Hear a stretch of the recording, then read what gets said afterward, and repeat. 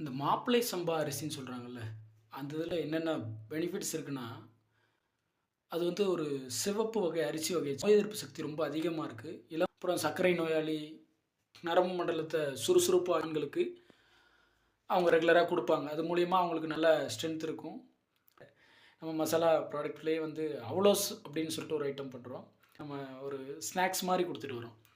ஏன்னா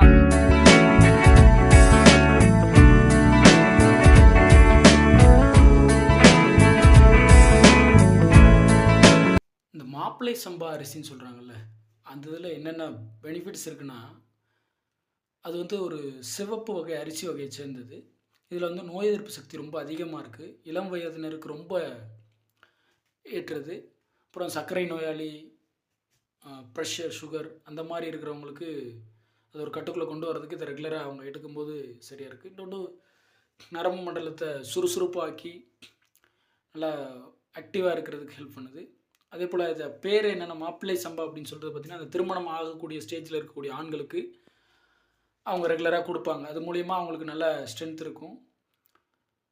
இதை தாண்டி பார்த்திங்கன்னா, இதை அரிசியாக சமைச்சு சாப்பிட்ணும் அப்படின்னா நைட்டே ஊற வச்சு செய்யணும். ஏன்னா இதில் நான் ட்ரை பண்ணி பார்க்கும்போதெல்லாம் வைக்கும்போது ரொம்ப நேரம் ஆகும் அது இதாகிறதுக்கு. ஆனால் நைட்டே ஊற வச்சுட்டு காலைல பண்ணோம்னா கொஞ்சம் சீக்கிரம் அரிசி வந்து வெந்துடும் அப்படின்னு சொல்லுவாங்க. இதை அடிக்கடி உணவில் சேர்க்குறதுனால நிறைய பயன்கள் இருக்குது.